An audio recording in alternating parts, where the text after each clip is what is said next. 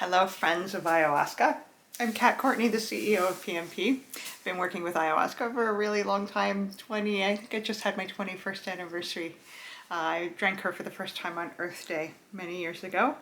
And really, in the first ceremony that I ever had, I remember one of the most striking elements, perhaps the thing that's most prominent in the traditional experience of an ayahuasca ceremony outside of the medicine herself, is the Icaros or the Icaros, the beautiful, magical, amazing songs that are way more than words and melodies. They are technologies, and they help to drive the experience of what happens in the ayahuasca ceremony. So I'm just going to share a few just kind of core elemental truths about what these songs represent and what their capacity is in combination of the facilitator, the medicine, and the participants, the space.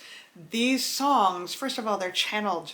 What we believe is they're channeled from a specific dimension, a place that the medicine is from, and that comes through the channel of typically master plant diets, different master plant teachers that we work with, including ayahuasca. A lot of the songs that we sing that are ancient, that have been sung for generations, came through the portal of a master plant dieta. The person that first downloaded those songs is often in that portal, because those dietas help us to get out of our heads and to be expansive more on a spiritual level. So not always, but often that's where they come from. In the 20 years I've been doing this, I've had 3 songs come through the portal of a master plant diet, and they mean the world to me, because I get to be the vessel that they came through, at least that I know of first, although none of us get to stake claim to that's my song, because, medicines teach us that ownership doesn't exist in that way. More about these powerful technologies, though. They are more than just things that we sing. They are more than just energies that help shift and change a vibration of space. They create imprints in a multi-dimensional way on our bodies and our beingness, and they have the capacity to do all kinds of magical things in the space.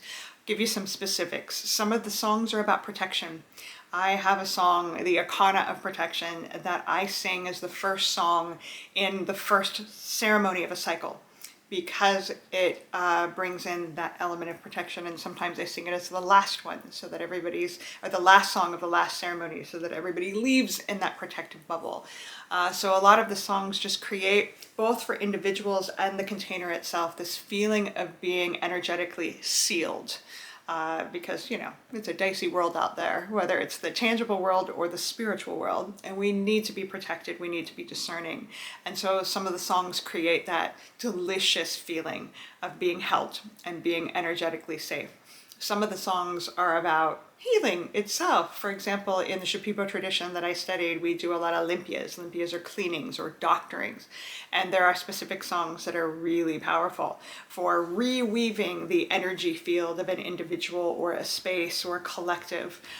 These songs I sometimes refer to as lightning bolts. They come in and they transmute very alchemically dense, dark energies into lightness. Sometimes we're looking specifically in the energy field of an individual for places where there is darkness, where there is disconnection, and we're singing in the vibration of light, bringing in illumination and colors. Again, it's so amazing. So there are songs that do that.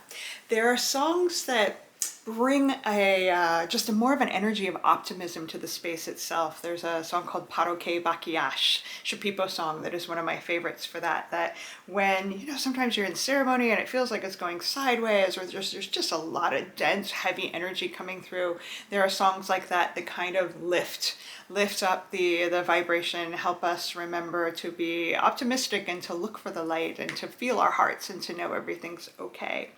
There are songs that sing directly to the darkness or to specific energies. There's a song that I love to sing called Subaimawa that is very much about cleaning dark, nefarious trickster energies from the space. It's one of my favorites because of how powerful it is. And I'm always in awe of how different the space feels before and after when I sing that song. There are songs that we sing for ourselves, you know, as guides, as facilitators. We got to keep ourselves grounded and present. And so sometimes we sing to ourselves to clear the energies before we sing to the room. And so any of the songs that have that sort of cleansing spirit, they're really helpful to for all kinds of reasons. Ourselves, the space, individuals, like sometimes the earth itself. She wants to hear these lullabies. There are songs that we use to open and close portals, specifically for master plant dietas, but also for the portal of the ceremony itself. I mean, basically, if you can think of a certain event or a purpose that occurs within an ayahuasca ceremony, there's a song for that, and many, many songs for that.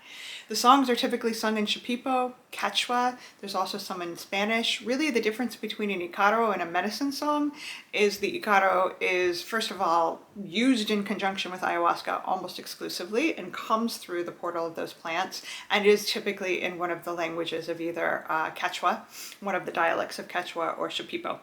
However, there are medicine songs that are just as sacred, maybe not always as succinctly aligned with ayahuasca, but that doesn't mean you can't sing them in an ayahuasca ceremony. Those can be in any language, literally. I sing some of my favorite Sanskrit kirtan songs. I sing a couple of really beloved Lakota Sioux songs. I sing in English sometimes, even though I said I never would. So anything goes. The idea when we sing these songs is that we're not performing them. We're coming from our hearts. We're in alignment, in a relationship with the vibration, the spirit of the song itself. And I like to think of it as like being sung rather than singing. So it's not about having a beautiful, perfect, pitch perfect voice. It's about singing from the depths of your being deeply connected with the meaning and the vibration of the song that you're singing, relationship with the spirits, especially the plant spirits or the animal spirits that you're singing to and with. That's what matters. You know, a lot of the great maestros and maestras, they don't have voices that are going to win the voice. I sure don't. But it's so powerful and palpable. And, you know, I used to love it when my teacher would sing his spectacular voice and just connectedness. And he'd sing a song about purging or cleansing, and it's not as if the room speaks Quechua or Shipibo, but it would respond. And just really amazing that even if we don't know the words, we know the words. Something deep inside of us knows exactly what's being communicated because we can feel it. And that is the magic of Ayahuasca Icaros. If you have questions about any of that, please leave us a comment down below. I'm happy to share anything that you want to know if I happen to know the answer, that is. And I thank you so much for listening. Please follow our channel if you don't already, and I'll see you again next time.